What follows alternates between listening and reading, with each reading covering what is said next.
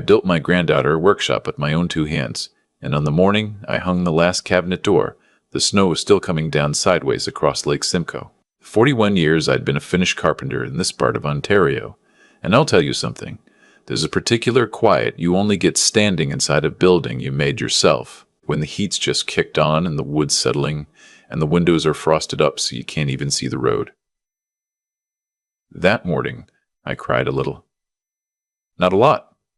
I'm not that kind of man. But I stood in the middle of that workshop with sawdust still on my flannel, and I thought, this is the best thing I've ever made for anyone. The workshop sat on a half-acre I'd carved off my own property up near Beaverton, about 20 minutes from where my daughter's family was living in Brock Township. 940 square feet post and beam construction, all of it from a barn that came down in Uxbridge in 2019.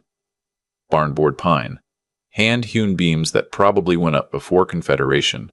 You could see the broad axe marks if you ran your fingers along the underside. I'd had those beams stacked behind my garage for 4 years, drying, waiting. I didn't know what they were waiting for until my granddaughter Marlo turned 16 and told me, over Sunday dinner at my kitchen table, that she wanted to be a furniture maker. 16 years old, sitting there with her chipped black nail polish and her hair half tucked behind one ear, telling me she'd been watching videos on Japanese joinery at school during her spare period. My daughter rolled her eyes. I saw it. My son-in-law made some crack about how that wasn't a real career anymore, but Marlo just looked at me, and I looked at her, and I knew right then I was going to build that girl a shop. It took me 2 years and 7 months. I was 68 when I broke ground and 71 when I drove the last screw. My wife, God rest her, passed in the middle of the second winter, and I'll be honest, that workshop is half the reason I made it through. There were mornings I'd go out there at 5 a.m. just to be alone with the smell of cedar and the sound of my own planer. Marlo came up some weekends, especially after her grandmother died. We'd work side by side, not talking much. She'd sweep the shavings while I cut dados. She learned how to read a tape, how to set a hand plane, how to listen for the difference between dry pine and pine that still had moisture in it. She was good. She had patience, which most kids her age don't have, and she had an eye, which you can't teach. By the time I finished, she was 19 and starting her second year at Georgian College in their woodworking program up in Barrie. The workshop was meant to be her graduation present. I'd already had the surveyor out, already had the paperwork drawn up to sever the lot and gift it to her outright once she finished her diploma. The building itself was insured for $230,000, but that wasn't what it was worth. It was worth every Saturday I spent on my knees scribing baseboards. It was worth my wife bringing me coffee in February with a wool blanket over her shoulders. You can't put a number on that, except, as it turned out, you can. I'd planned a small thing for her 20th birthday, just family. My daughter Beth, my son-in-law Curtis, Marlo, and her older brother Jonah, who was 26 and working in finance down in Toronto. Beth wanted to do it at a restaurant in Aurelia, but I asked if we could do it at my place and have everyone come see the shop. I'd kept it locked. Marlo had been inside maybe a dozen times during construction, but she hadn't seen the finished interior. I'd installed the workbench the week before, 12 feet of laminated maple, 3 inches thick, built to take a beating for 50 years. I'd put a wood stove in the corner. There was a coffee station with a little kettle. I'd even built her a tool wall with pegs cut to the exact silhouette of every tool I was passing down to her. Chisels my own father gave me in 1979. A Stanley No. 4 plane I'd had since I was a kid. The day of the birthday it was bright and cold. The way late January gets up there, sun bouncing off of snow so hard it hurts your eyes. Beth and Curtis came up the driveway in their Audi. Jonah drove up separately with his girlfriend Priya, who I'd only met twice. Marlo drove herself in the little Subaru I'd helped her buy secondhand. I had a fire going inside the house and a tray of butter tarts from the bakery in Beaverton, because Marlo always loved them as a kid. We had lunch first. Beth had brought a salad and a bottle of white wine. Curtis kept checking his phone. Jonah and Priya were polite enough, but you could tell they'd rather have been anywhere else. Marlo sat next to me. She always did. After we ate, I stood up and tapped my glass. It was just water in mine. I don't drink anymore. and I said I had something to give her. I took the key out of my shirt pocket. It was a little brass key on a piece of leather cord I'd cut from an old tool belt of my father's. I told her, "Sweetheart, the shop's yours. Building, land, everything inside it. Happy birthday." Marlo started crying before I even got the key into her hand. She came around the table and hugged me so hard I felt hers shaking. I hugged her back, and I'll tell you, I felt my wife in that hug somehow, like she was standing right there. Then we all walked out to the workshop. I unlocked the door and stepped back to let Marlo go in first. She walked the perimeter slowly, touching things, running her hand along the workbench, looking up at the beams. She kept saying, "Grandpa," and starting to cry again and laughing through it. Priya was taking photos on her phone. Jonah stood by the door with his arms crossed. That's when Curtis spoke up. My son-in-law. Late 40s, started in commercial real estate in the early 2000s. Did fine for himself. Drives nicer cars than he can really afford. He looked around the workshop and he said, Wow, this is really something." And I thought, okay, maybe he's coming around. Maybe he sees what this means. Then he said, structurally, of course this is a shed, right? Like a really nice shed. But for what this acreage is worth, you might want to think about, the highest and best use. I didn't say anything. I was looking at Marlo, who had gone still. Beth, my own daughter, laughed nervously and said, "Curtis, come on." But Curtis kept going. He had that thing some men get when they think they're being the smart one in the room. He said the property could probably support a 4-bedroom build, that the lake views from the back corner were actually exceptional, that with a proper architect and the right builder, you could be looking at a $1.6, $1.7 million custom home easy. He said the workshop was charming, but it was, and these are his exact words, I'll never forget them, a bit of a vanity project for an old craftsman. A vanity project. I looked at Marlo. Her face was doing something I'd never seen before. Not anger. Embarrassment, almost, like her father had peed on the rug at a dinner party. She said quietly, "Dad, please." But Curtis just held up his hands and said he was only being practical. That Marlo was 20 years old and her career plans might change. And what would she do with this place if she ended up moving to Toronto or Vancouver in 5 years? Then Jonah, my own grandson, chimed in. He said, "Honestly, Grandpa, no offense, but the math here is kind of brutal. You sunk, 200 grand into a building that's adding maybe 90 to the appraised value? You'd be doing her a favor by selling the lot raw." Priya, his girlfriend, had stopped taking photos. Marlo wasn't crying anymore. She was just standing there in the middle of the shop. By the workbench I'd spent 4 months laminating, and she was looking at her father like she didn't know him. Curtis said, "Look, we love you, Grandpa. We love that you did this. But let's be real adults about it. If we sold the lot, even subdivided, kept your house, Marlo could walk away with maybe $450 after capital gains. That's a real start. That's a down payment in this market. That's something that actually sets her up. A shed full of old hand tools is a hobby. A $450 check is a future." He actually said Chet twice. I could feel my pulse in my jaw. 41 years of finish work, my wife's last winter, my father's chisels on the wall behind me. A shed. Marlo looked at me with these huge eyes and said, "Grandpa, I'd never."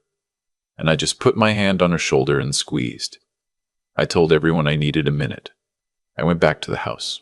I stood in my kitchen with my hands on the counter, and I looked out the window at the workshop sitting there in the snow, and I thought about my wife, and I thought about what she would have said.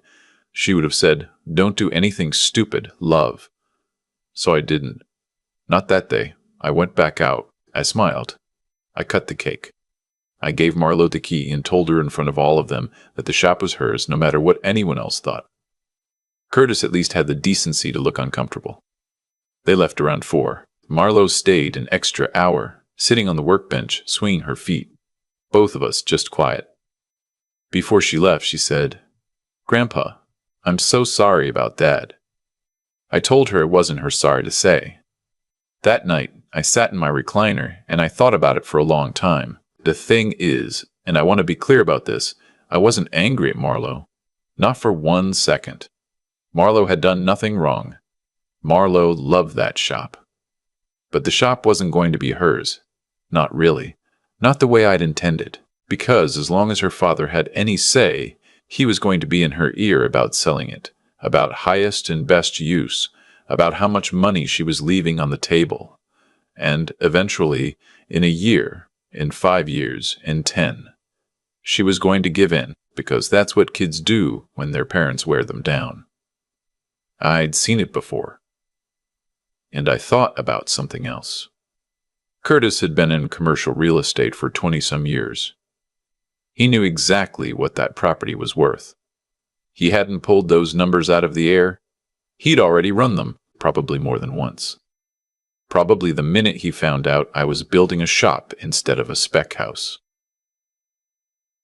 The next morning, I called my lawyer, a woman named Anja who'd handled my wife's estate and who I trusted more than I trust most people. I asked her to put the whole property, house, workshop, land, everything, on the market. I told her I wanted a quiet listing, no sign on the lawn, just word of mouth through the right realtor. I told her what I wanted to ask. She didn't blink. She said, "Are you sure?"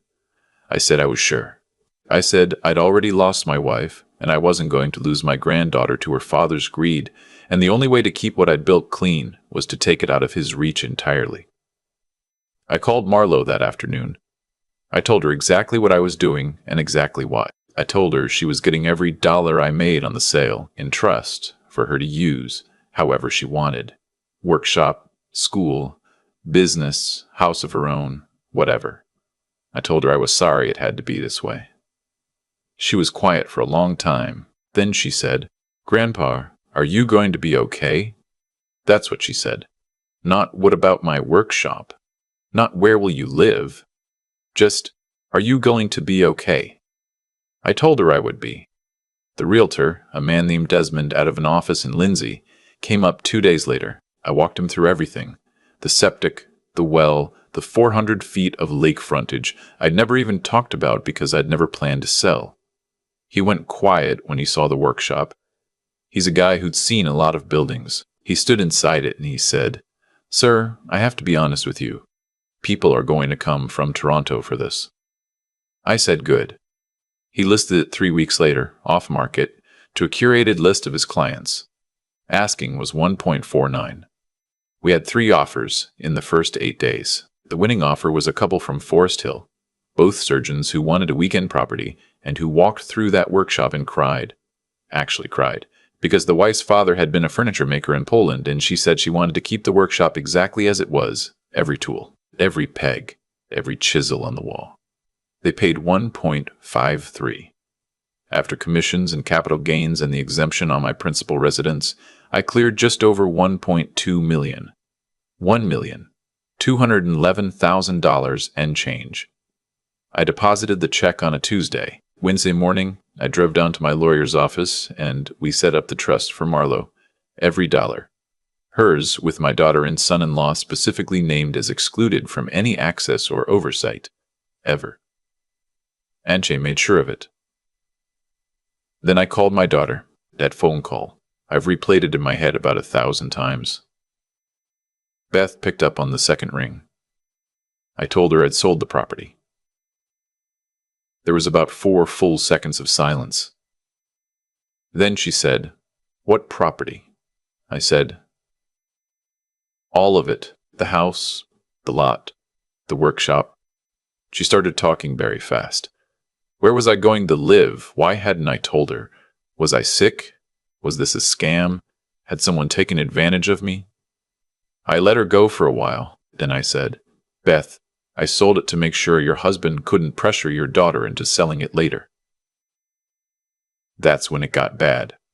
Curtis got on the phone within about 90 seconds. There's no other word. He was unhinged. He was shouting about elder abuse, about cognitive decline, about how I had no right to make a unilateral financial decision without family consultation. He said the words power of attorney and capacity assessment in the same sentence. He said his lawyer would be in touch. He said I had betrayed my own family. He said, and this is the part I think about most, he said, you realize you've stolen from your own grandchildren. I almost laughed. I said, Curtis, every dollar is in trust for Marlo. Every single dollar. You couldn't touch it if you tried, and I know you'll try. He hung up on me. The lawyer's letter arrived a week later, a firm out of Toronto, expensive letterhead, threatening litigation on grounds of undue influence on the buyers, breach of fiduciary duty to family, and asking for a full accounting of the disposition of family assets. Anche wrote back the same afternoon. 2 pages. Cold and precise. She pointed out that the property had been mine, solely, free and clear, that no family member had any legal or equitable interest in it, that I had been declared of sound mind in a capacity assessment I had voluntarily completed 2 days before listing. Anche had insisted on that, smart woman, and that any further correspondence on the matter would be considered harassment. She invited their lawyer to advise his clients accordingly. Their lawyer must have advised them, because the second letter never came. What came instead was Beth at my new place, a 3-bedroom bungalow I'd bought in a 55-plus community outside Lindsay. She showed up on a Saturday afternoon in March. No warning. She'd been crying. She sat at my kitchen table, and she said, Dad, I don't know who you are anymore. She said I'd torn the family apart over a misunderstanding. She said Curtis was just trying to be helpful, that he'd phrased things badly, that I'd overreacted. She asked if I would consider, and these are her words, unwinding the trust and putting some of the money back into the family where it belonged. I told her no. She cried harder. She said Jonah was getting married in the fall, and the wedding was costing them $70,000, and Curtis's commission income had been bad for 2 years, and they were stretched thin, and the money would have made an enormous difference. I told her I was sorry to hear it, but the answer was no. The money was Marlo's. It had always been meant for Marlo. It was just in a different form now. Beth said, What about Jonah? You only love one grandchild? I told her, and I tried to say this gently, I told her that I loved both of my grandchildren equally, but only one of them had ever once asked me about my work. Only one had sat in my shop and learned to sharpen a chisel. Only one had cried at her grandmother's funeral and cleaned out my wife's closet with me afterwards, because she knew I couldn't do it alone. I told her Jonah was a fine young man, but he had made his choices about who to be in this family, and Curtis had made his, and so had she, by sitting silent in that workshop on Marlo's birthday while her husband called her own father's life work a vanity project. That's when Beth got quiet. She didn't argue with that part. She knew it was true. She left without hugging me. That hurt. I won't pretend it didn't. The next 6 months were hard. Marlo came every Sunday, sometimes with a friend from school. We'd go to a little diner I'd found in town, then come back and watch hockey. She didn't touch the trust money, not for over a year. She finished her diploma. She rented a small space in an industrial bay in Barrie and started taking commissions. She paid for it out of her own savings on principal. The trust just sat there earning interest. Curtis didn't speak to me for 8 months. Beth called sporadically, mostly when she wanted to test the waters about the money. The answer was always no. Eventually, she stopped asking and started actually talking to me again, the way a daughter is supposed to talk to her father. It wasn't the same. I don't know if it ever will be. But it was something. Jonah got married in October. I went to the wedding. Curtis didn't speak to me directly, but he didn't stop me from being there either. Marlo walked in with me and sat next to me at the family table, and that's all that mattered. About a year after I sold the property, Marlo came to me with a proposal. She had it written up like a business plan, the way they teach them to do at college now. She wanted to use about $120,000 from the trust to buy a small commercial building on the main street in Beaverton, an old hardware store that had closed during the pandemic. She wanted to convert it into a furniture shop and teaching studio. 2 days a week, she'd take students. The other days, she'd build commissions. She had projections, lease comparables, the whole thing. She'd done her homework, I helped her with the renovation. I was 72 by then and slower than I used to be, but I still knew my way around a saw. We built the workbenches together, 8 of them for students. We salvaged the old hardware store's pressed tin ceiling and refinished it. Marlo named the shop after my wife, her grandmother, without telling me. I didn't know until the sign went up. I cried in the parking lot when I saw it. I'm not above admitting that. Last summer, my great-granddaughter was born, Jonah and Priya's little girl. Beth called and asked if I'd like to come meet her. I drove down to Toronto for the day. Curtis was there, of course. He shook my hand at the door. Stiffly, but he shook it. We didn't say much to each other. I held the baby. She had Jonah's mouth and her grandmother's nose. My Beth, I mean. Beth as a baby. I'd forgotten how that nose looked until I saw it on a new face. When I left, Curtis walked me to my truck. He stood there for a long time with his hands in his pockets. Then he said, I shouldn't have called it a shed. That was it. That was all he said. He didn't apologize. He didn't take it back. Not really. But he said that one sentence, and I understood that for him, that was probably as close as he was ever going to get. I told him, no, you shouldn't have. And I got in my truck and I drove home. Marlo's shop is in its 3rd year now. She's got more commissions than she can handle. She hires students part-time. The workbench I built for her on her 20th birthday is in the front window of the studio. The surgeon's wife from Forest Hill called Marlo it last spring and asked if she'd like to have it back. Just gave it to her. Drove it up herself in a U-Haul. That's the kind of person buys a place like that. The workshop, the rest of it, is still standing exactly as I built it. The surgeon's wife sends me a Christmas card every year with a photo of the wood stove burning. She signs it, from the caretakers. I'm 73 this winter. I live in a smaller house than the one I built my life in. I miss the lake. I miss my wife every single day, but I sleep at night, and I built that girl a workshop, and when my time comes, there's going to be a place on the main street in Beaverton, with my wife's name on the door and my granddaughter's hands inside it, building things that will last past all of us. A vanity project. That's what he called it. It's the truest thing I ever made. I've thought about that birthday 1,000 times since, and I keep coming back to one thing. The moment my son-in-law called my workshop a shed, he wasn't really insulting a building. He was telling me, plainly and without meaning to, exactly who he was and exactly what he believed had value in this world. And once a man tells you that, you'd better listen.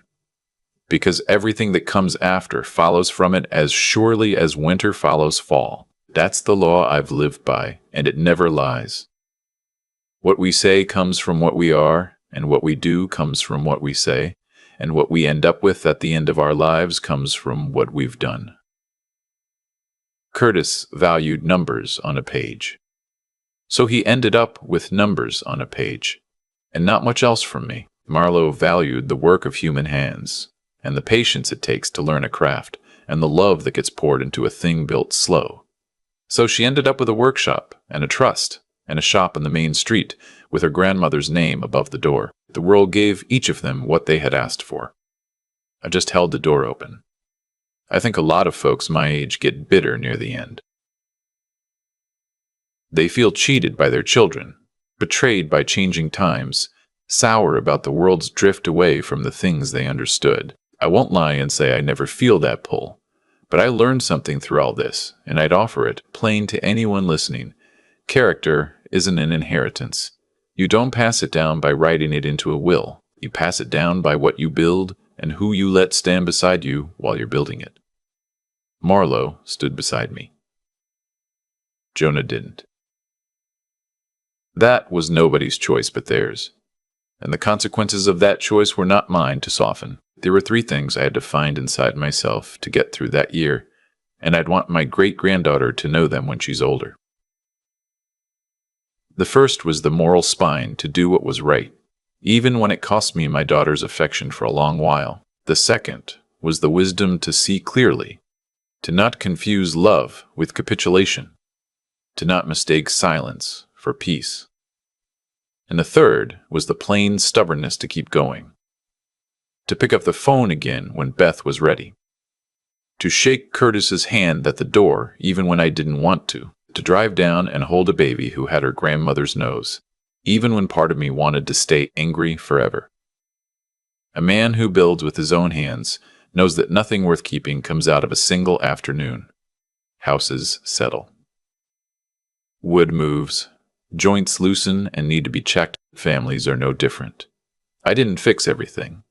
I won't in the years I've got left, but I held the line where it mattered, and I made sure my granddaughter wouldn't be punished for someone else's appetite. And I taught her, by what I did, not by what I said, that her work means what she says it means, and nobody else gets to put a price on it. That's the only inheritance I ever cared about leaving.